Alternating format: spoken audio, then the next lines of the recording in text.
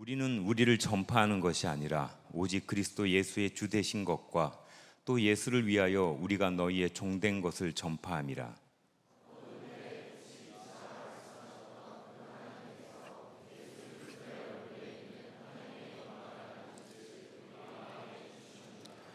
우리가 이 보배를 질그릇에 가졌으니 이는 심히 큰 능력은 하나님께 있고 우리에게 있지 아니함을 알게 하려 함이라.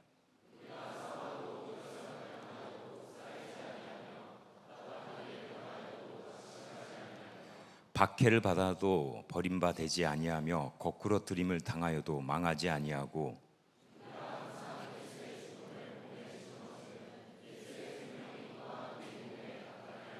함께요. 우리 살아있는 자가 항상 예수를 위하여 죽음에 넘겨짐은 예수의 생명이 또한 우리 죽을 육체에 나타나게 하려 함이라. 아멘. 자, 할렐루야. 오늘 이 자리까지 은혜를 사모하면서 나온 여러분을 진심으로 축복하고 사랑합니다. 전 일을 계속해서 참여하신 분들도 있을 것이고 어제 오신 분도 있을 것이고 또 급하게 또 올라가시고 내려오시고 하시면서 이 은혜의 성산의 자리를 지키려고 많은 노력을 하셨겠다라는 생각을 해봅니다. 은혜도 많이 받고 우리 봉사도 하고 물놀이도 하고 여러 가지 것들을 많이 하셨는데 즐거우셨나요? 네, 앞부분은 조용하고 뒷부분은 물놀이를 했을 수도 있고 앞부분은 봉사에서 하드하게 했을 수도 있고 그런 것 같습니다. 요즘 계속 요 며칠 사이에 우리 수련회 와서의 계속 트렌드가 인사를 시키는 것이더라고요. 그래서 저도 인사를 한번 시켜보려고 합니다. 우리 같이 한번 인사를 해보면 좋을 것 같은데요. 은혜를 받은 사람은 하나. 제가 이걸 따라하라는 건 아니었어요. 따라하라는 게 아니었고요. 그렇게 인사를 시키려고 하는 거였어요. 제 말투가 좀 그랬나 봅니다. 은혜를 입은 사람은 얼굴이 달라져 보인다라는 생각이 제가 어제 여러분들을 보면서 들었던 생각이거든요.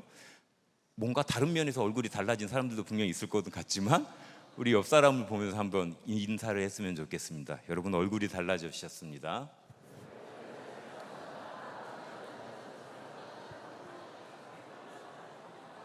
감사합니다. 우리가 은혜로 우리의 얼굴이 변화되기를 간절히 소원합니다.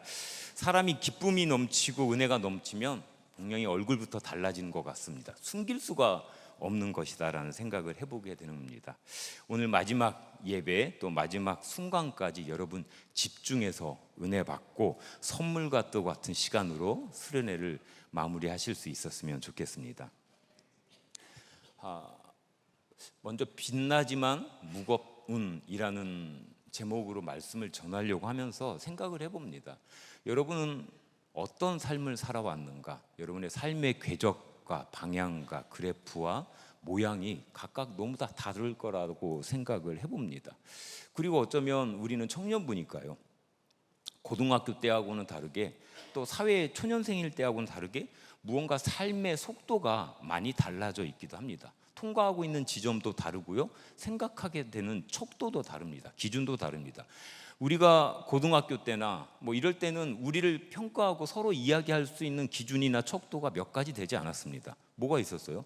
성적, 그 밖에 누가 친구가 얼마나 많냐 적냐 이런 정도였던 것 같습니다.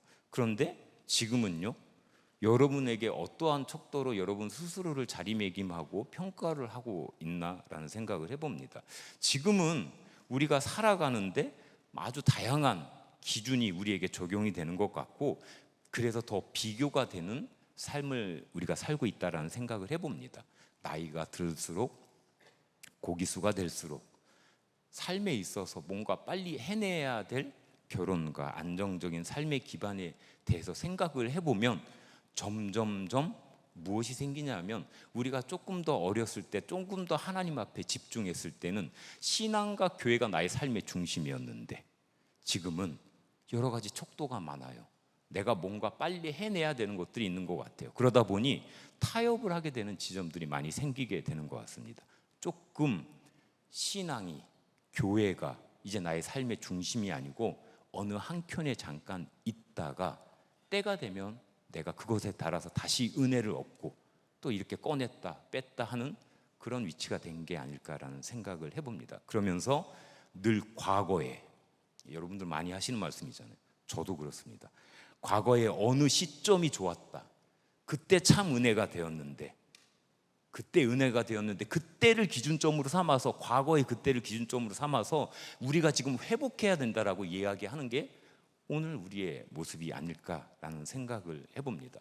저는 오늘 말씀을 통해서 수련의 주제인 스위치온, 또 빛과 관련된 주제로 왜 이렇게 될 수밖에 없는 건가, 그럼 우리는 어떻게 해야 되는 거지? 라는 고민들을 좀 풀어보려고 합니다. 한 세 가지의 섹션으로 생각을 해봤어요. 우리가 스위치온이잖아요. 먼저 처음에는 오프에서 온이 돼야 되는 거예요. 근데 그게 저는 연결되다라는 측면으로 생각을 했습니다. 오프에서 온은 연결되는 것이 있어야 돼요. 여러분, 전원 킨다고 해서 스위치 킨다고 해서 스위치에는 별다른 게 없어요. 뭔가 연결이 되어야죠. 그게 첫 번째 꼭지라고 생각을 했고요. 두 번째가 라이트온입니다. 밝혀내는 것이죠, 빛이니까. 그리고 세 번째가 스테이온입니다. 살아낸다라고 저는 표현을 하고 싶습니다. 자, 여러분, 연결되고 밝히고 살아내다, 이런 여러 가지 것들인데, 다행히 설교를 준비하면서 많은 목사님들하고 설교의 내용과 본문이 겹칠 수도 있거든요. 살짝 조마조마한 마음으로 나는 더 이상 물러설 수가 없는데, 여기서 바뀌면 안 되는데 어떡하지라고 생각을 했었는데, 다행히 그제 또 어제 또 새벽에도 그렇고 목사님들의 말씀을 들으면서 이 모든 것을 다 아우를 수 있는 것을 잘 짰구나라는 생각을 해봤습니다. 모든 것을, 모든 은혜의 기억을 되살리면서 오늘 말씀을 들어보시면 좋을 것 같습니다. 먼저 저는 인트로 질문을 한번 드리고 싶습니다. 나는 무엇과 연결이 되는가?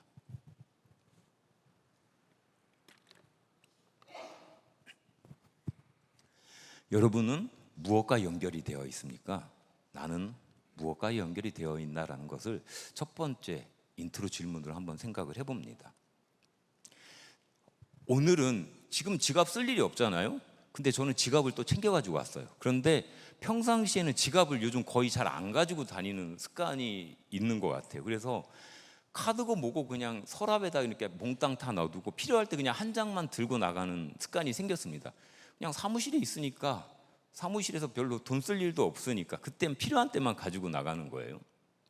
그런데 예전에도 그런 일이 있었는데, 최근에 수련의 주제에 대해서 이렇게 좀 묵상을 하고 생각을 해보다가 생각나는 책이 있어서 그 도서관을 갔어요. 명성교회 도서관에.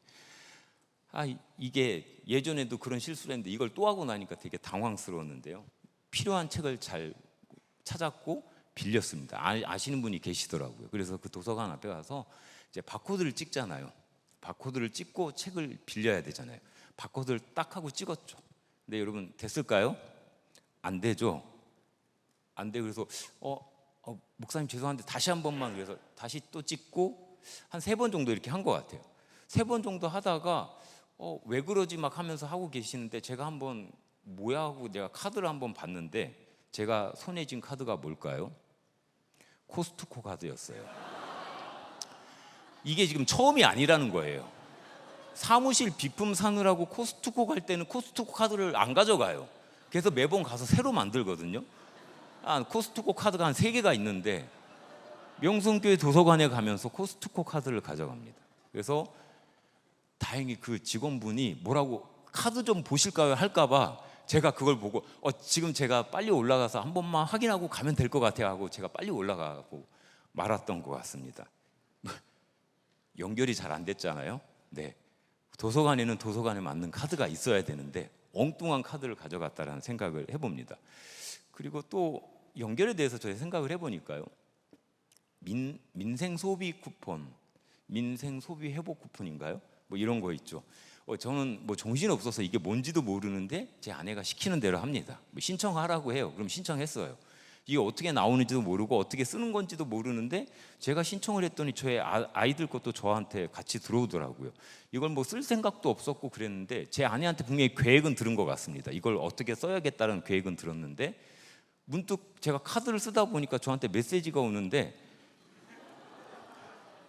거기서 뭔가 차감이 됐다고 있는 그런 메시지가 계속 오는 거예요. 제 아내는 모르죠. 근데 여러분 아시다시피 저는 네일을 사나요? 별로. 왠지 내가 그걸 쓰고 있는데 뭔가 편안하고 이걸 내가 어디까지 지금 다 써서 현금으로 줘야 되나 이런 생각도 해보기도 하고, 이 카드는 제 아내하고 연결이 됐어야 되는데 저하고 연결이 돼 있어서 참 애매한 지점이 있다라는 생각을 해봅니다. 우리는 가끔 살면서 연결되어야 되는 것들이 분명히 필요합니다. 특별히 우리는 사회적인 존재들이잖아요. 혼자 신앙생활을 한다는 거 여러분 쉽지 않죠. 우리 공동체가 왜 중요합니까? 함께라서. 내가 두 발이 땅에 닿아 있지 않아도 옆에서 같이 어깨 동무해주고 같이 기도해주는 옆 사람 때문에 내가 견디고 그 자리를 버틸 수 있거든요. 우리는 공동체, 사회적인 존재란 말이에요. 그래서 가끔은 어딘가에 소속된 것들, 어딘가에 포함되는 것이 분명히 필요합니다. 필요하죠. 그런데 정말 조금 더 깊게 생각을 해보면, 더 깊이 생각해 보면 어딘가에 연결됐느냐 보다 더 중요한 것이 제대로 연결되어 있느냐라는 것입니다. 그럼 제대로 연결되어 있는가? 그게 수련의 주제 스위치 온에 대비해 가지고 생각해 보는 첫 번째 지점입니다. 오프에서 온으로 연결이 되어 있어야 된다라는 것입니다. 여러분, 스위치 켠다고 해서 불이 켜지지 않습니다. 전원과 연결이 되어 있어야 빛이 흐르고 전기가 흐르게 됩니다.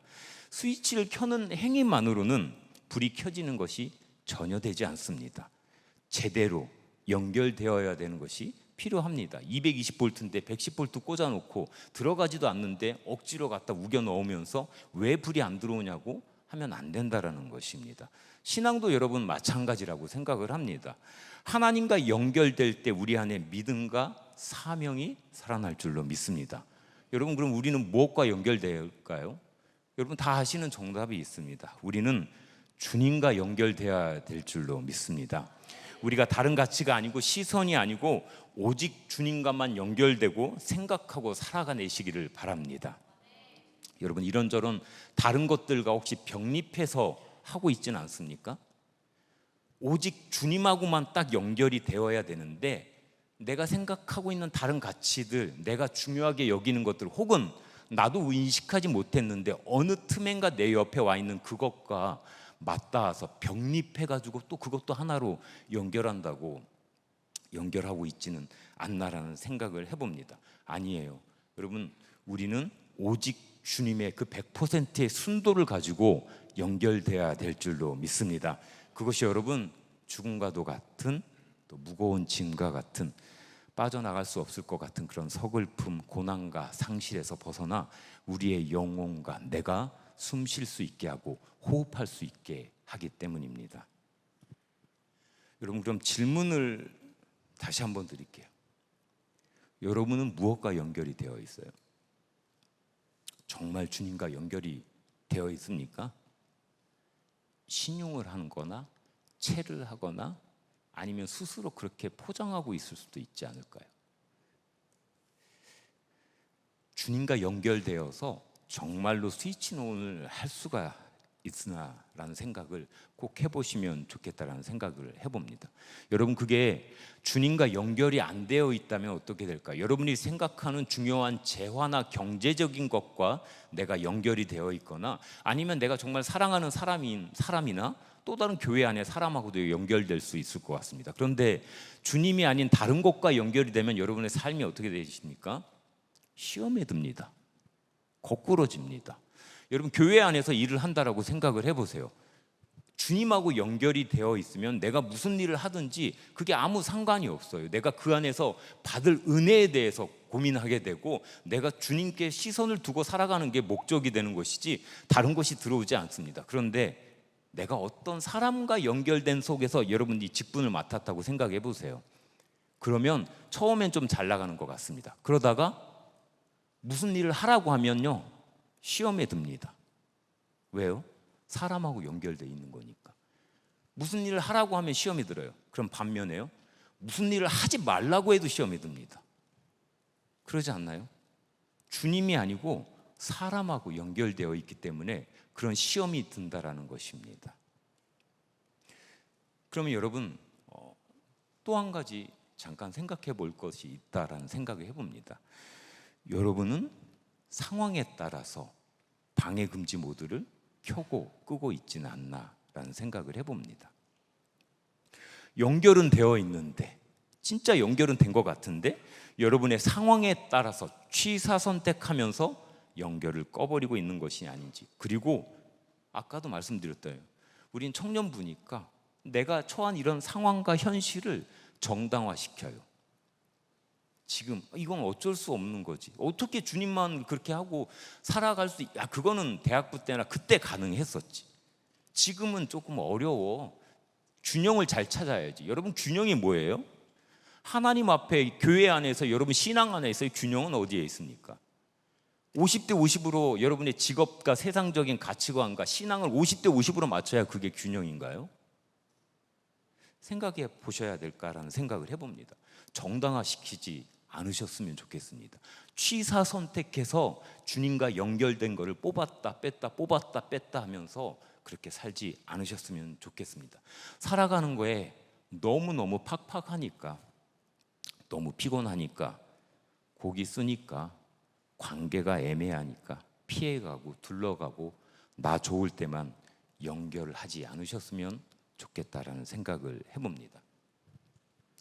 오늘 고린도후서 4장까지 이어지는 말씀을 보면요, 바울은 자기 추천, 자천을이라고 하죠. 자기 추천과 사도된 자의 자세에 대해서 계속적으로 이야기를 하고 있습니다.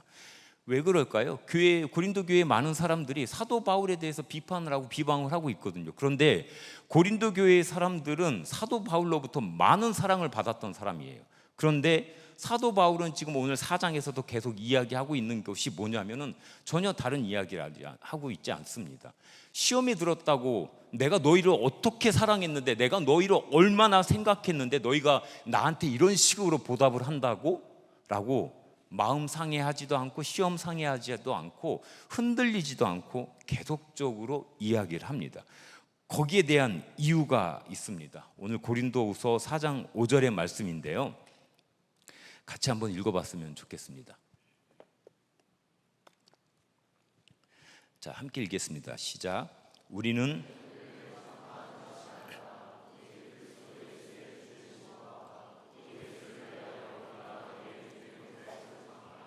아멘. 사도 바울은 지금 사람이 아니라 재물이 아니라 오직 하나님께 연결이 되었기에 어떤 비방이나 지금 주어진 현실에도 떳떳할 수 있다라는 것입니다. 바울 고린도후서 4장 2절에서도 보면 부끄러운 일을 하지도 않았다라고 이야기를 합니다. 하나님의 말씀을 혼잡하게 하지도 않았다라고 이야기를 합니다. 그리고 하나님의 이야기에 나의 이야기를 섞어가지고 마치 내 이야기가 하나님의 이야기인 것 마냥 하지도 않았다라고 이야기를 합니다. 뭐예요? 사도 바울은 주님과 연결이 되었기에 당면한 현실에서 떳떳할 수 있고 그들의 비방에도 흔들리지 않을 수 있었다라는 이야기를 해봅니다. 연결됨이 이렇게 중요합니다. 여러분이 많이 알고 계시는 성경 구절 두 가지를 한번 이야기해 보고자 합니다. 시편 1편 3절의 말씀입니다. 함께 읽어보겠습니다. 시작.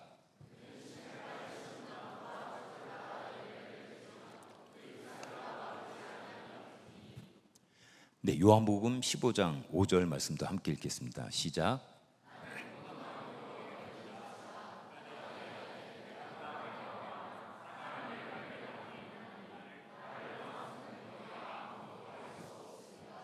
아멘. 생명의 근원이 되는 시냇가의 뿌리가 다 있어야만, 연결되어 있어야만, 포도나무가 되신 예수님 앞에 가진 우리가 붙어 있어야만, 우리가 열매를 맺을 수 있다라는 것입니다. 여러분도 저도 그렇게 예수께로 제대로 연결이 되어서 열매 맺는 인생이 되기를 축복합니다. 여러분, 우리는 다른 것 아니고 오직 주님께로만 연결되어야 될 줄로 믿습니다. 자, 그럼 첫 번째로 주님께로 연결된 것이 빛을 낸다라고 지금 우리가 함께 살펴보았죠. 그럼 그 다음 걸 이야기를 해보려고 합니다. 주님께로 연결이 제대로 되어 있다면 그 다음 것이 바로 라이트온입니다. 밝혀야 된다라는 것입니다. 여러분, 우리가 다른 것 아닌 예수 그리스도로 인하여 연결되고 스위치온 했다면 빛을 밝혀졌겠죠. 근데 여러분, 밝힌다라는 것은 그냥 혼자 밝혀져 있지 않습니다. 목적성이 있습니다. 그냥 아무 이유 없이 혼자 밝혀졌다가 혼자 사그라들고 그러는 것이 아니고 비추는 것에 그 목적성이 있다라고 하는 것입니다. 여러분, 밝힌다라는 것은 무언가를 비춘다라는 이야기입니다. 그런데 저는 전혀 상관없는 것이지만 여자분들이 그 라이트닝이라는 표현이 있죠. 좀 미백 효과를 얘기하는 거죠. 그렇죠. 저하고는 상관이 없어요. 저는 필리핀에 가면 현지인이라고 약간 오해를 받는, 약간 체구가 좋은 현지인 뭐 이런 느낌인 것 같은데, 여러분 여기서 이 라이트온 밝혀야 된다, 여기서 생각해 볼 수 있는 거가 여기에 있습니다. 미용에도 라이트닝 효과가 있다라고 한다라는 건, 밝게 한다라는 건, 밝힌다라는 것은 전후가, 비포 애프터가 달라야 된다라는 이야기입니다. 비포 애프터의 차이가 없다면 그건 밝히는 거, 효과가 없는, 비용을 들여도 아무 쓸모가 없다라는 것입니다. 그래서 질문을 해봅니다. 나는 전과 후가 나뉘는가? 여러분은 비포와 애프터가 확실히 차이가 있습니까? 뭔가를 바르고 있는데, 뭔가 열심히 시간을 들여서 했는데 전과 후가 확실하게 차이가 있는가라는 생각을 해봅니다. 예수 그리스도라는 빛을 밝혔다라면 여러분에게 있어서, 여러분의 삶에 있어서, 우리의 신앙에 있어서는 비포와 애프터가 분명히 나눠져야 된다는 것입니다. 이게 되게 부끄러운 이야기인데, 이야기를 하나가 생각이 나는 게 있어서요. 최근에 뭐 수련 준비하고 그러니까 좀 집에 늦게 들어가잖아요. 들어가면 뭐 아내가 늘 자고 있죠. 이렇게 자고 있으면 저의 가장 최고는 아무도 내가 들어왔다 나간지를 모르게 하는 거. 그래서 조용히 들어갔다가 조용히 다시 새벽에 나오고, 요걸 반복을 하는데, 제 아내가 늘 깊은 잠을 자거든요. 그래서 별로 그런 거에 없었는데, 최근에 한 일주일 전인가는 제가 들어갔는데 뭔가 부시럭거렸던 것 같아요. 그리고 옆에 나는 조용히 이렇게 딱 이건 이런 자세를 취하 평상시에 저의 그 아내에 대한 저의 자세가 나오는 것 같아요. 이렇게 침대 이렇게 한 구석에 벽 쪽에 이렇게 쫙 조용히 이렇게 있는데, 제 아내가 잠에서 깨가지고 얘기를 하는 거예요. 계속 왔다 갔다 하고 부산스러워서 잠이 깨서 지금 잠이 안 온다고. 자, 그러면 우리 송규일 팀장님, 관식 그 무슨 폭삭 소가수다에 제가 관식, 반은 관식이다라고 제가 말씀드리는 분인데, 자, 그런 상황이라면 잠이 안 온대. 지금 옆에 나는 지금 빨리 자야 돼, 이제 너무 피곤하고. 뭐라고 어떻게 하셨을 것 같아요? 네? 죄송하다고. 이게 바로 우리가 취해야 될 자세입니다. 죄송하다.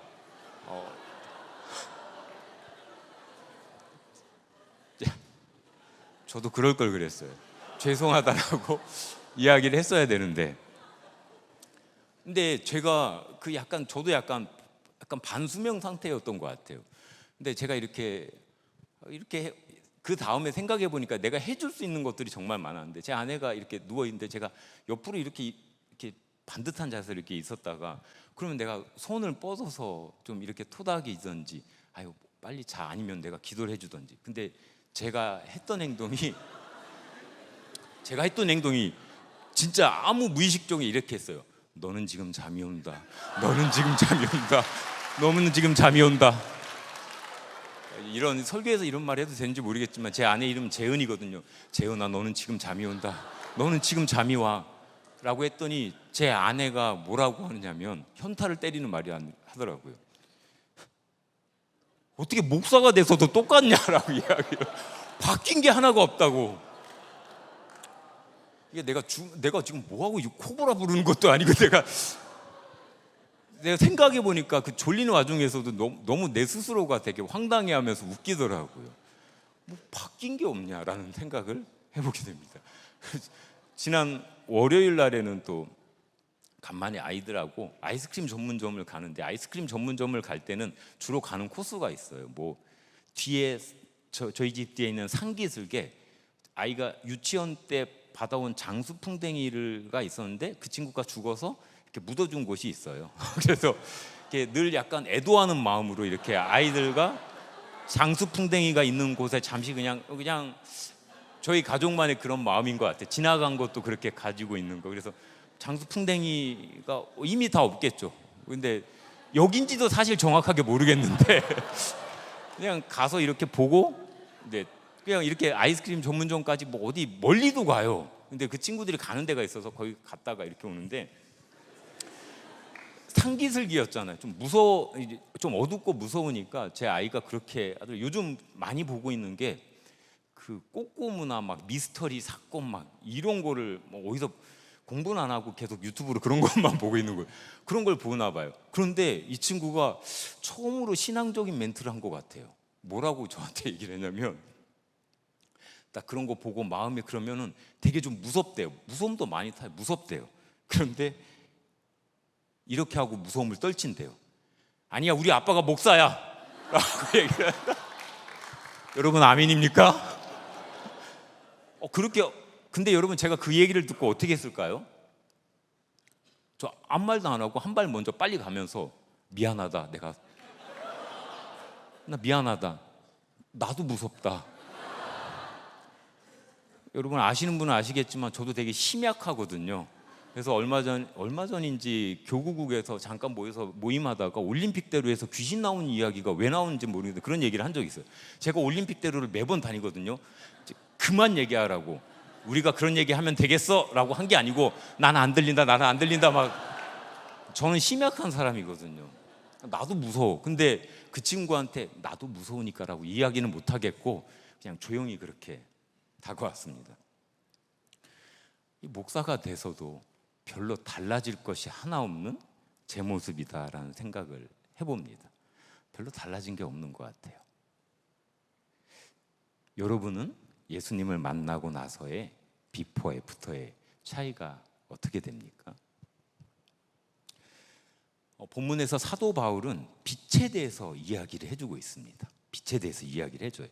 6절에 언급하고 있는 말씀들이 있습니다. 어두운 데에 빛이 비치라, 하나님의 영광을 아는 빛을 우리 마음에 비추셨느니라 라고 말씀을 하고 있습니다. 사도 바울이 빛을 만났대요. 여러분, 그 사도 바울이 만난 빛이 뭘까요? 그쵸? 그 여러분 지금 맴돌고 있는 그겁니다. 다메섹 도상에서 예수님을 만났을 때 빛으로 드러났던 주님을 이야기하는 것입니다. 그 다메섹에서 만났던, 그 빛으로 만났던 그 예수님을 지금 생각하면서 이렇게 이야기하고 있다라는 것입니다. 그런데 지금 바울이 이야기하는 것은 그 빛을 마음에 두고 뜨겁게 이야기하는데 추억팔이를 하고 있지 않아요. 그때 내가 예수님을 그렇게 만났었지, 그 빛이 이런 거야 라고 설명하는데 그치지 않습니다. 지금 내가 만난 빛은 그때 내가 만났던 다메섹에서 나를 알아주셨고 나를 불러주셨고 나를 인도하여 주셨던 그 빛으로 드러나신 주님께서, 예수님께서 오늘 나에게 어떻게 일하고 있는지를 이야기해 주는 것이다 라고 생각을 해봅니다. 바울에겐 그 빛은 어떤 거였습니까, 여러분? 예수 그리스도라는 빛은 바울에게 전인적인 흔들림이었습니다. 사도 바울이라는 사람의 존재를 뒤흔드는 하나님의 임재였다라고 이야기할 수 있을 것 같습니다. 여러분, 여기까지 생각을 하니까 여러분 생각나는 사람 있지 않습니까? 우리 첫째 날 부흥회 저녁에 오셨던 황성훈 목사님, 여러 가지 말씀들을 불받아라 막 이런 것도 얘기해 주셨고 해주셨는데, 다 뭐 여러 가지 말들이 생각나지만 저한테는 생각나는 한 가지가, 제가 이 말씀을 이미 준비했었기 때문에 마음에 남더라고요. 그게 뭐예요?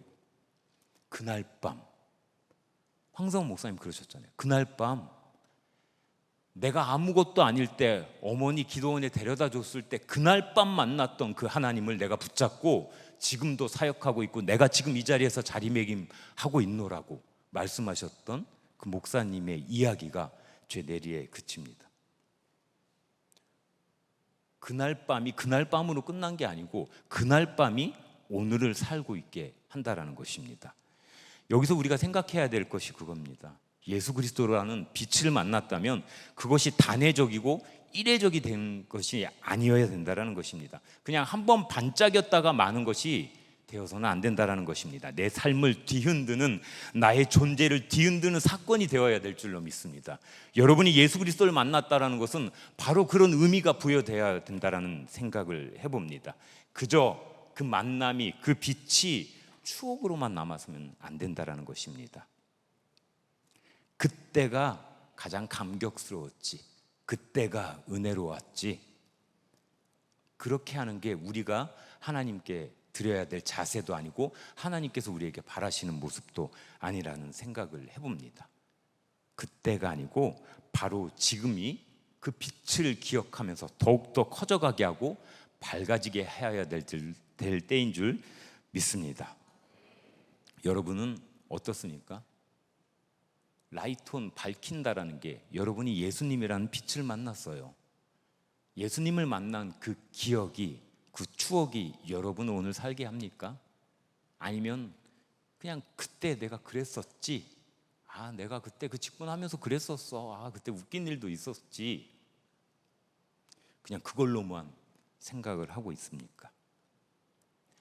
한편으로는 그런 생각을 해봅니다. 보네포 목사님의 값싼 은혜라는 유명한 이야기가 있죠. 예수님께서 십자가를 져주시고 빛으로 오셔서 나를 만나 주신다는 것은 그냥 쉬운 일이 아니잖아요. 생명을 다하는 일이었잖아요. 목숨을 다하는 일이었잖아요. 그만한 가치가 있는 일이었잖아요. 그런데 우리가 그 귀한 거를, 그 값비싼 은혜를 그저 자판기같이 버튼 하나 불러서 기도 한 번 했다고, 예배 한 번 드렸다고, 수련회 한 번 참석했노라고 은혜를 가볍게 여기고 가볍게 받고 그냥 가볍게 또 흘려보내고 있다라는 생각을 해봅니다. 여러분은 값싼 은혜로 살고 있습니까? 아니면 예수님을 따르기를 진정으로 소원하는 제자도를 가진 값비싼 은혜로 살고 있습니까? 오늘 예수님께서 우리에게 하시는 초대는, 여러분을 불러주시는 그 초대는 여러분의 삶 전체가 뒤바뀌는 거룩한 초대일 줄로 믿습니다. 바울이 빛으로 만난 예수님을 통해서 존재를 뒤흔드는 하나님의 임재를 경험함이 오늘 우리에게 있어야 될 줄로 믿습니다. 전인격적인 제자도에 대한 우리의 갈망이, 기억이, 그게 우리에게도 돋들어야 될 줄로 믿습니다. 그렇게 우리도 하나님의 빛을 가슴에 품고 켜고 살아가야 된다는 것입니다. 잊지 말고 취사 선택해서 내 상황에 따라서 켜고 끄는 것이 아니라 영원히 꺼지지 않는 빛으로 그렇게 삼아야 될 줄로 믿습니다. 그게 우리가 밝혀야 될 빛, 예수 그리스도입니다. 두 번째로 우리가 빛을 켰다라고 이야기를 했다 그러면, 여러분 빛을 켰으면 어떻게 해야 됩니까? 켜진 빛을 목적성이 있다고 했잖아요. 숨길 수 없어요, 여러분. 다음은 드러나는 삶이 됩니다. 빛을 켰다면 그것이 드러나는 삶으로 이어집니다. 그래서 제가 생각한 세 번째 말씀이 스테이온입니다. 지속되는 빛입니다. 그런데 저는 지속되는 빛이라고 생각되지 않고 제 마음속엔 이렇게 읽어집니다. 살아내다. 지속되는 빛은 내가 살아내야 되는 거예요. 나의 삶에서 완성이 되어야 된다라는 생각을 해봅니다. 여러분에게 질문을 하나 해보겠습니다. 여러분은 빛에 무게가 있다라고 생각을 하십니까?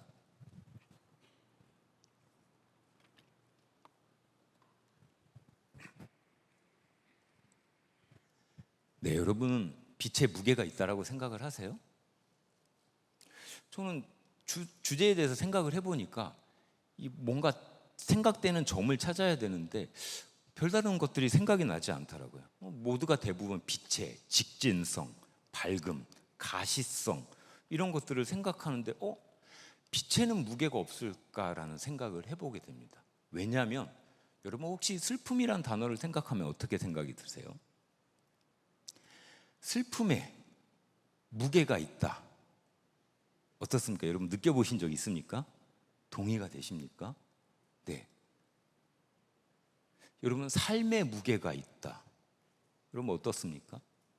정형화되지 않고 규격화되지 않았는데 뭔가 알게 모르게 몇 그램이라고 따질 수는 없지만 각자마다 다르지만 무게가 그렇게 느껴지기도 합니다.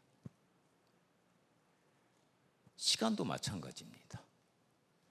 시간도 이만큼의 시간을 묵혀가지고 그것이 켜켜이 쌓여질 때 나에게 다가오는 무게가 다릅니다.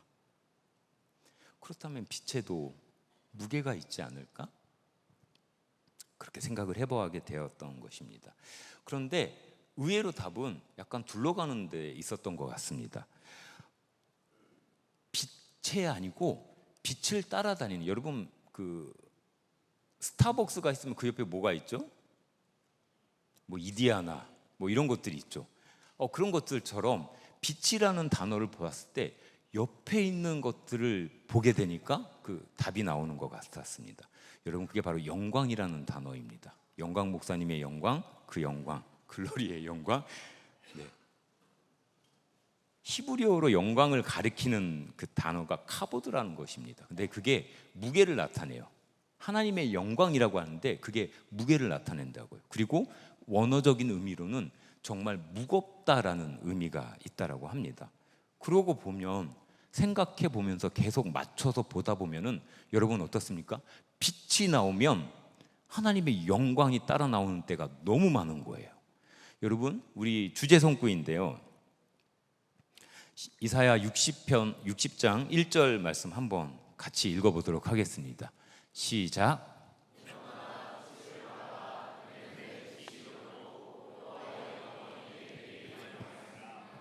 아멘. 일어나라, 빛을 발하라. 빛이 일어났는데 여호와의 영광이 있다라고 말을 합니다. 오늘 본문 4장 6절 말씀도 있는데요, 4장 6절 말씀도 함께 읽어볼까요? 어두운 데의 말씀입니다. 자, 시작. 어두운 데에 빛이 비치라 말씀하셨던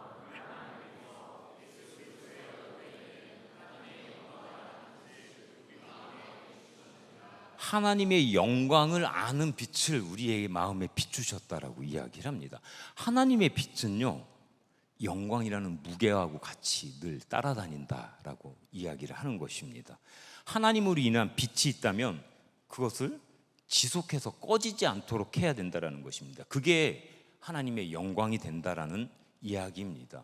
그래서 지속되는 것이라는 것은 결국은 하나님의 영광을 드러내는 것이고, 빛에도 그렇게 무게가 있구나, 예수님이라는 빛에도 우리에게 다가오게 되는 의미적인 무게가 있구나라는 생각을 해봅니다. 어제 담임 목사님께서도 키비던이라는 말씀으로 이야기를 하셨습니다. 등잔불을 끄지 말라라고 이야기하셨죠. 그게 뭘까요? 그게 지속되는 빛, 그리고 다른 말로 살아내는 것이다 라고 이야기를 할 수 있을 것 같습니다. 근데 여러분, 지속해야 된다는 건 다 알아요. 다 알아요. 그렇게 살아야 된다는 건 알죠. 그게 나쁜 것도 아니고 좋은 거라고 이야기를 하고 우리에게 좋은 가르침과 교리로 나오고 있는데, 우리가 그것을 살아내게 하지 못하는 상황들이 너무 많이 있지 않나 라는 생각을 또 해보게도 됩니다. 내가 만난 빛 대신 주님과의 그 감동과 은혜가 나의 삶에 계속되었으면 좋겠는데, 그 전인적인 만남이 나를 계속해서 움직여줬으면 좋겠는데, 오늘 아니고 내일까지도 살아가게 되는 나의 동인이 되었으면 좋겠는데, 그렇게 하고 있지 못하다. 지속성 없이 자꾸 돌아갔다 회복하고 다시 돌아갔다 다시 회복하고, 이 되돌이표 속에 있다라는 생각을 해봅니다. 사실은 바울도 자칫 그럴 수밖에 없는 상황에 놓여져 있습니다. 오늘 우리가 같이 읽었던 말씀 속에서도 4장 8절 이하의 말씀 속에서도 계속해서 그렇게 나옵니다. 사방으로 우겨싸움을 당하기도 하고요, 답답한 일을 당하기도 하고, 박해를 당하기도 하고, 거꾸러뜨림을 당하기도 합니다. 우리도 그런 상황들이 정말 각자에게 무게만큼 많이 있는 것 같습니다. 빛을 밝혔는데 그것이 하나님의 영광으로, 삶으로 이어지기가 쉽지가 않습니다. 어쩌면 그런 생각을 해보기도 했습니다. 빛을 밝히라고 했는데 빛을 밝히고 어떻게 살아가야 되는지의 방법론에 대해서 우리가 지금 이야기를 해주고 있지 못하고 있나? 라는 생각을 해봤습니다. 빛을 밝혀야 돼 라고 얘기하고, 그걸 어떻게 해야 되는지를, 그 방법론에 대해서 단초가 되는 것을 우리가 아무도 그것에 대해서 이야기하지 않았나라는 생각도 해보게 되었던 것 같습니다. 그런 생각이 들 정도로 우리의 삶의 현실의 장벽과 허들은 너무 높다라는 생각이 듭니다. 신앙과 교회와 삶의 자리가 유리되고, 교회에서의 나와 삶에서의 내가 분리된 채로 그렇게 살아간다라고 하는 것입니다. 그리고 그럴 수밖에 없는 이유가 우리에겐 있어요. 정당화시킬 수 있는 이유가 우리에겐 정말 많아요. 안정적이지 못한 직장이 그렇게 합니다. 남보다 못한 경제적인 상황들이 그렇게 합니다. 부모님을 사랑하지만 여러분, 우리 청년부들은 공감하실 수 있는 비례되는 부담도 우리를 그렇게 올가매기도 합니다. 얼마 전 쇼츠에 보니까 그 귀엽게 생긴 캐릭터가 이렇게 뭐 뀨 하면서 나온 애가 고개를 갸웃거리면서 안색이 되게 안 좋은 친구한테 그렇게 얘기하는 장면도 있었어요. 너 왜 이렇게 얼굴이 안 좋아? 너 혹시 회사 같은 거 다녀? 라고 하는 그런 쇼츠인지 그림인지 아무튼 그런 걸 본 적이 있어요. 회사에는 왜 그렇게 변태적인 상황과 사람들이 많은지 모르겠어요. 여러분 각자 저한테 와서 이야기하고 그런 것들을 들여다보다 보면 이게 뭐 제대로 된 회사가 하나도 없는 것 같아요. 그리고 저도 회사를 다녀요. 그냥 그렇다고요. 저도 회사를 다니죠. 크리스천으로서 뭔가 드러내면서 사는 거 쉽지가 않은 것 같아요. 쉽지가 않아요. 우리 무브원 봉사활동 하기도 했습니다. 이동 시간을 빼면 짧은 곳은 1시간 반, 또 긴 곳은 3시간. 모든 팀들, 또 내부에서 식당 봉사로 또 헌신해 주신 팀까지 해가지고 모든 팀들이 그렇게 봉사활동을 했었죠. 거기 계신 선생님들이 뭔가 여러 곳에서 공통적으로 해주시는 말씀들이 이용인들에게는 여러분이 찾아오는 것이 정말 선물과도 같은 시간이 될 거다라고 말씀을 해주셨었어요. 초중증 장애인들 아무것도 인지하지 못하고 인식하지 못하고 제대로 기립해 있지도 못합니다. 서 있지도 못하는데 근데 이 친구에게도 똑같은 것을 해주려고 노력하신다라고 하는 그 말씀을 들으면서 내가 어떤 마음으로 여기 가서 해야 되지라는 생각을 해보기도 되었습니다. 우리가 준비해 간 게 어제 렌트카를 반납하러 교육자들하고 가는데 또 전화가 와서 그렇습니다. 올해 처음 간 곳인데 저희가 이렇게 만들기 프로그램이나 이런 걸 준비하고 레크레이션도 하고 막 반짝이 옷을 입고 막 이렇게 열심히 준비를 해서 여러분께서 했잖아요. 또 환경미화도 같이 그렇게 했잖아요. 거기 있는 이용인들이 이분들 언제 또 오냐고 얘기를 했대요. 근데 거기 있는 선생님께서 명확하게 현실을 얘기해 주죠. 이분들은 1년에 한 번 올 수 있는 분들이다. 1년에 한 분인. 근데 그 선생님이 저한테 전달해 주시면서 내년에도 꼭 오셨으면 좋겠습니다. 부담을 드리려는 건 아니지만 정말 그랬으면 좋겠습니다. 거기가 제일 많이 일했어. 근데 그런 바람을 이야기하더라고요. 그런데 우리는 정말 잠깐 그렇게 지나가는 시간인데 그 사람들에게는 며칠을 기다리는 특별한 시간, 특별한 일이었다라는 생각을 해보게 되는데 그 봉사기관들에서 주의할 점에 대해서 이야기를 해줍니다. 어떤 우리 분과원이 작성한 매뉴얼에 나왔던 것도 같은데요. 뭘까요, 여러분? 다시 올게. 또 보자. 이런 약속하지 말라는 거예요. 그런 약속하면 거기 있는 사람들은 기다리잖아요. 어제 어떤 어르신 방문 집을 처음에 할아버님인 것 같은데 할아버님 집에 갔었는데 들어갔다 나왔는데 한 10분인가 만에 나왔는데 들어갔다 나온 사람들의 그 조원들의 얼굴이 낯빛이 되어 완전 창백해서 왔어요. 완전 문전박대를 당하고 왔대요. 왜요? 오늘 복지관에서 우리가 간다는 얘기만 해주고 몇 시까지 온다는 얘기를 안 해준 거예요. 이 어르신이 먹을 것도 준비해서 기다렸대요. 언제부터? 새벽부터. 그런데 우리가 10시 반, 11시에 가니까 선물이고 뭐고 다 필요 없다고 다 문도 안 열어주고 그렇게 막 소리치고 하셔가지고 되게 첫 집에서 마음이 어렵게 나왔어요. 그리고 두 번째 집에 가서 잘 풀리고 그 사이에 제가 이제 거기 이제 복지사 선생님한테 또 연락을 드려가지고 사실은 이런 것이다라고 이야기를 해서 나중에 가서 다시 잘 마지막으로 다시 또 갔어요. 그래서 그 조에 속한 조들이 어제 원래 그 배식 하는 식당에서 또 밥을 먹고 오기로 했는데 그 조는 그 시간을 버려서라도 식사를 안 해도 괜찮다라고 얘기를 하면서 그 마지막 첫 집을 마지막에 다시 갔어요. 그리고 다시 잘 풀어드리고 또 인사를 하고 왔다라고 이야기를 들었습니다. 다시 올게, 또 보자 하지 말라는 거예요. 왜요? 충분히 그렇게 할 수 있는데 그렇게 하지 말라는 건 왜예요? 한 번 하는 건 쉬워요. 한 번 내가 하나님 앞에 은혜 받고 뜨겁게 기도하는 것 같은 마음을 가지는 건 쉬워요. 30분, 1시간 하는 것도 쉬워요. 그런데 계속해서 지속하는 건 어렵다. 그래서 그렇게 함부로 약속하지 말라고 이야기를 하는 것입니다. 지속하는 거는 그렇게 쉽지 않습니다. 정말 쉽지 않습니다. 그러면 어떻게 지속되는 삶으로 빛의 무게를 감당할 수 있을 건가? 고민이 되잖아요. 빛으로 지속해서 살려면서요. 어떻게 살아야 돼? 고민을 하고 보는 와중에 오늘 본문 말씀에 그 실마리를 풀어낼 수 있는 작은 단초가 있었습니다. 고린도후서 4장 7절의 말씀을 함께 보도록 하겠습니다.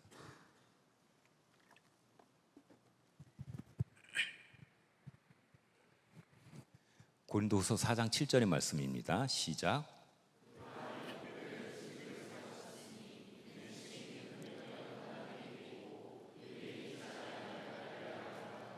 아멘.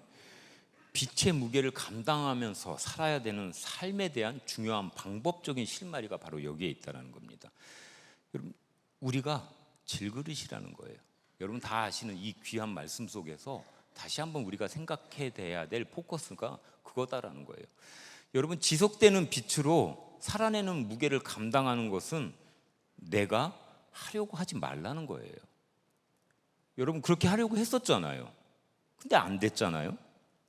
나는 자꾸 해봐도 자꾸 거꾸로지잖아요. 그렇게 지속되는 빛으로 살 수가 없었잖아요. 나는 해봐도 못하겠으니 이걸 하나님 앞에 맡기라는 겁니다. 내가 질그릇이라는 것을 알라는 이야기입니다. 그냥 피상적으로 지식적으로 아는 게 아니고 진짜 알라는 거예요.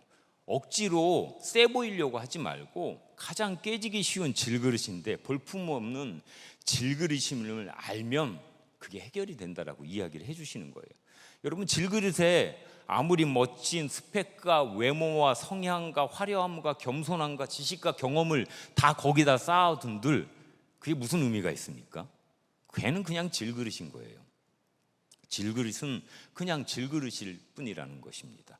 중요한 것은 그 질그릇 안에 보배가 있다는 것이고 그 보배는 전절인 오늘 6절에서 나오듯이 하나님의 영광을 아는 빛이라는 이야기입니다. 여러분, 내가 질그릇임을 알면 내 삶을 주관하시는 분이 누구인지에 대한 마음속으로부터의 인정이 있어야 될 줄로 믿습니다. 나의 주권이 내가 아니고 하나님 앞에 있다는 것입니다. 심히 큰 능력이 내가 있는 것이 아니고 하나님 앞에 있다는 것입니다. 우리는 분명히 한계에 도달할 수 있는데 하나님께는 한계가 없다는 이야기입니다. 나는 질그릇과 같지만 그리스도의 영광의 빛이 고난과 슬픔과 좌절과 연약함을 압도함을 여러분 믿으시기 바랍니다. 그렇게 질그릇인 것 같은 그런 내게 시선을 두는 것이 아니고 내 안에 담긴 보배에 두고 시선을 두고 움직일 때 운전대를 하나님 앞에 맡긴다라는 것이 된다는 것입니다. 그래야 빛의 무게를 품고 살아갈 수 있다라고 말씀드릴 수 있을 것 같습니다. 바울도 그렇습니다. 깨지기 쉬운 어떤 육신과 마음과 감정이 있지만 질그릇이라는 자신의 한계를 두고 하나님 앞에 바울은 분명히 주권을 맡겼고 예수의 생명으로 말미암아 환경에 지배당하지 않고 상황에 압도되지 않고 자신의 눌린 감정에 굴복하지 않고 사도로서 버텨내고 살아간 줄로 믿습니다. 여러분도 마음속 예수 그리스도라는 빛을 밝히고 삶으로 살아가시기를 소원합니다. 순종과 헌신과 자기 부인을 통해서 그 무게를 감당하면 내가 살아가게 된다면 지속되는 빛은 나를 넘어서 분명히 세상으로 향하게 될 줄로 믿습니다. 말씀을 정리해 보려고 합니다. 아리스토텔레스의 행복론이라는 이야기가 있는데 거기서 인간은 뭐라고 이야기를 하냐면 깨진 항아리라고 이야기합니다. 우리는 다 깨진 항아리래요. 왜요? 뭔가 잘 되고 싶고 채워보고 싶은 욕망도 가득하고 하는데 행복을 위해서 아무리 노력을 해도 채워지지 않는데요.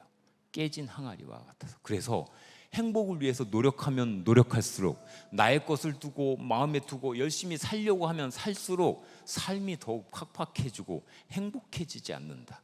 그래서 인간은 깨진 항아리와 같다라고 이야기를 했습니다. 근데 깨진 항아리야. 저도 마찬가지입니다. 저도 저 스스로를 깨진 항아리와 같은 사람이라고 생각을 하고 있어요. 뭔가 비포 애프터도 명확하지 않고 전심을 다해서 하나님 앞에 살아간다라고 하려고 하지만 그렇게 늘 되지 않고 하나님이 아닌 나의 것들을 자꾸 살펴보려고 하는 마음들, 그 깨진 틈을 가만히 생각을 해보고 있으니까요, 그런 생각이 들더라고요. 나라는 이 어두운 항아리가 있는데, 나는 그런 깨진 항아리인데, 그 깨진 항아리에 그 깨진 틈으로, 그 사이로 빛이 들어와서 나를 비칠 수 있겠구나. 깨진 항아리인데, 못 쓰는 항아리인데, 그냥 질그릇인데, 그 깨어진 그 틈을 통해서 하나님이 나에게 빛을 비춰주시는구나. 그러니 나는, 여러분은 깨진 항아리라도 괜찮구나. 금이 가 있는 질그릇이라고 하더라도 그냥 괜찮구나 라는 생각을 해봅니다. 그림이 하나 있어요. 사진이죠.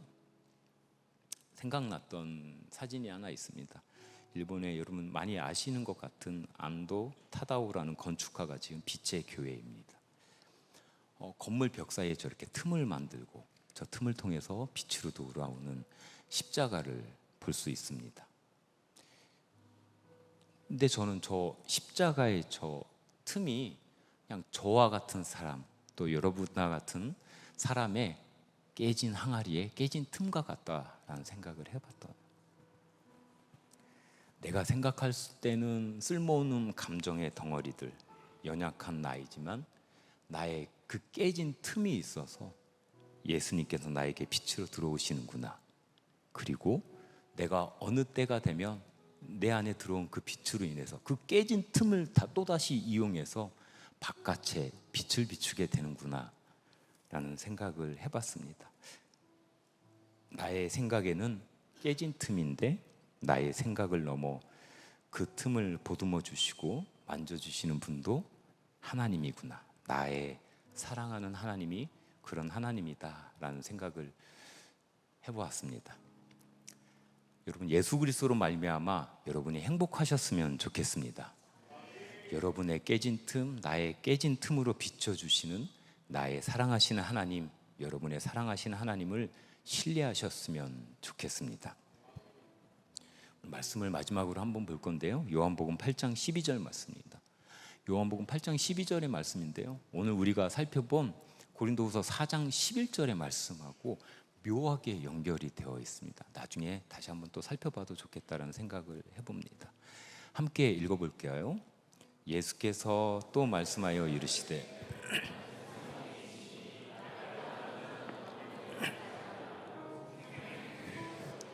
아멘.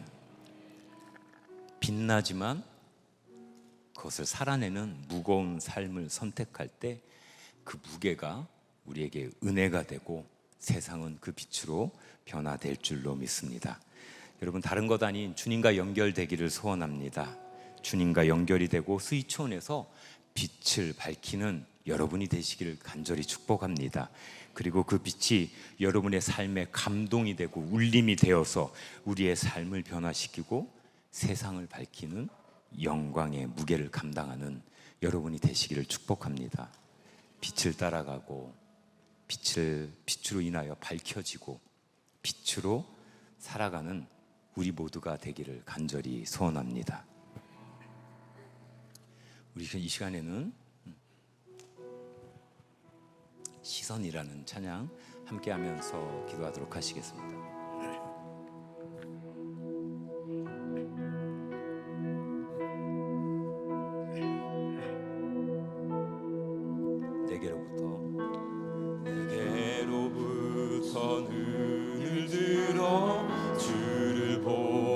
시작할 때 주의 일을 보겠네. 내 작은 마음 돌이키사 하늘에 꿈꾸게 하네. 주님을 볼 때. 우리 처음부터 다시 한번 부르겠습니다. 내게로부터 눈을 들어 주를 보기 시작할 때 주의 일을 보겠네.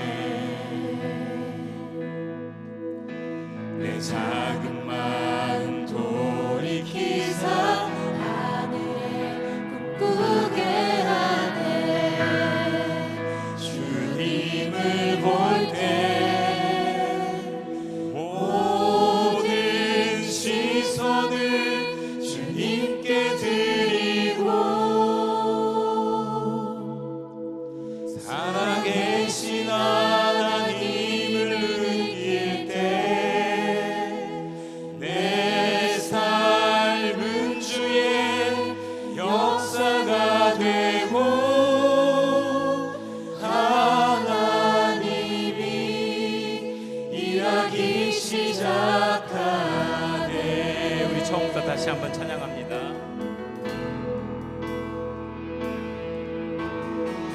내게로부터 눈을 들어 주를 보기 시작할 때 주의 일을 보겠네. 우리 다 함께 일어나서 찬양하며 기도합니다. 돌이키사 하늘에 꿈꾸게 하네.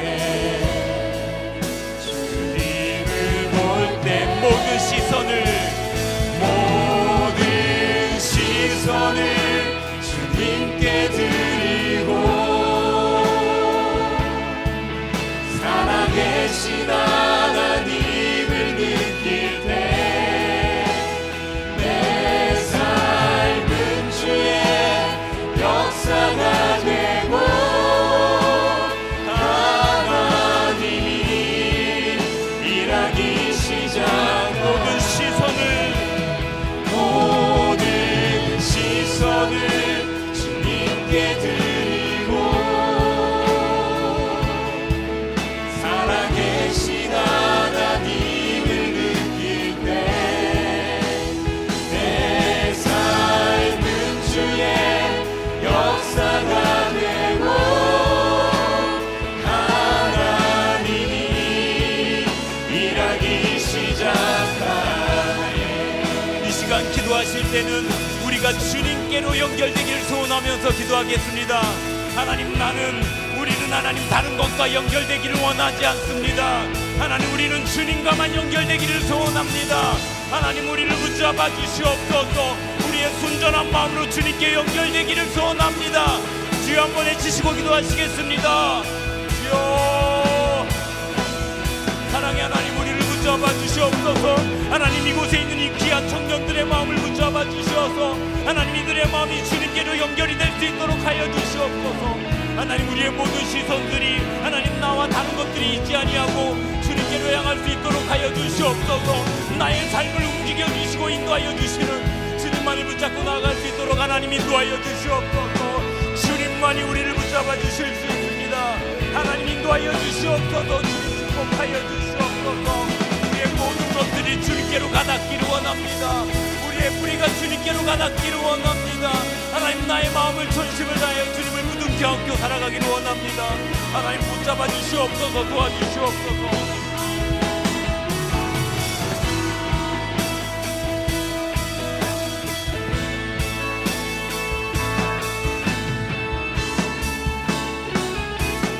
이 시간 계속해서 기도하시겠습니다. 주님을 만나는 것이 나의 주변의 것들이 되지 않도록 하나님 도와주시옵소서. 하나님, 주님을 만나는 것이 나를 뒤흔드는 사건이 될 수 있도록 하여 주시옵소서. 하나님, 사도 바울과 같이 주님을 만난 그때가 여전한 오늘이 될 수 있도록 하나님 인도하여 주시옵소서. 하나님, 오늘도 나는 주님을 만난 그 기억으로, 그 은혜로 살아가기를 원합니다. 나의 존재가 흔들어지기를 원합니다. 나의 모든 삶의 임재가 주님 앞에 있기를 원합니다. 주여, 한번 해주시고 기도하시겠습니다. 주여.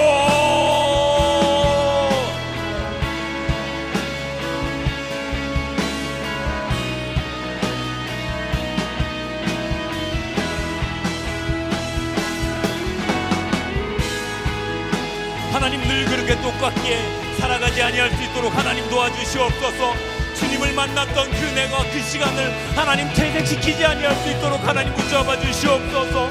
하나님, 나를 만져주시고 움직여주시는 이가 주님뿐임을 알고 나아갈 수 있도록 하나님 도와주시옵소서.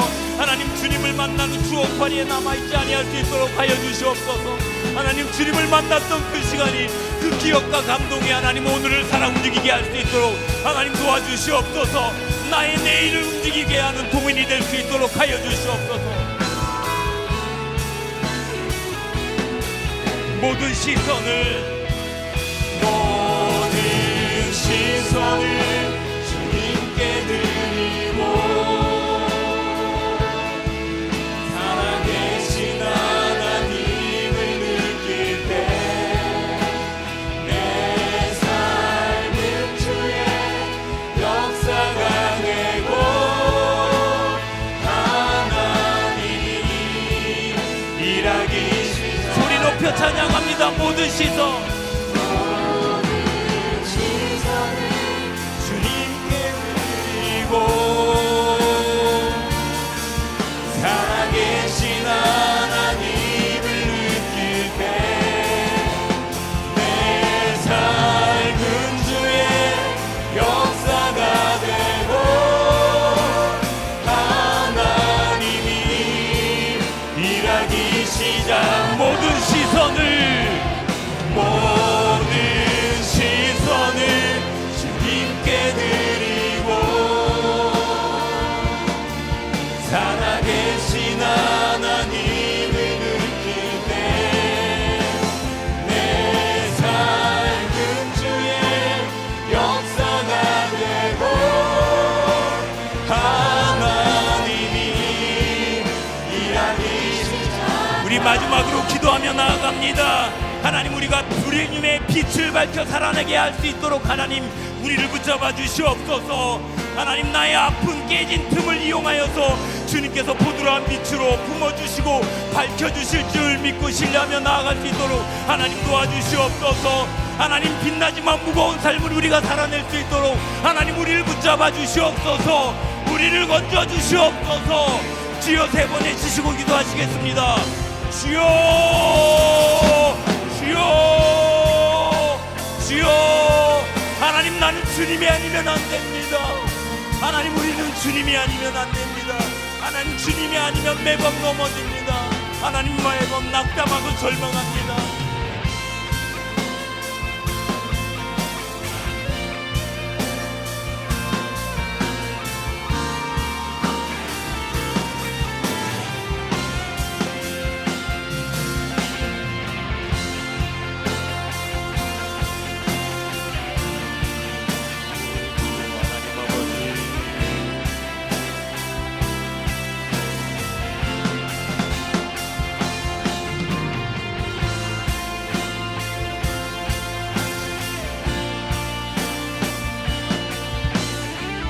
우리 모든 시선을 주님께로 한번 드리도록 나가겠습니다. 모든 시선을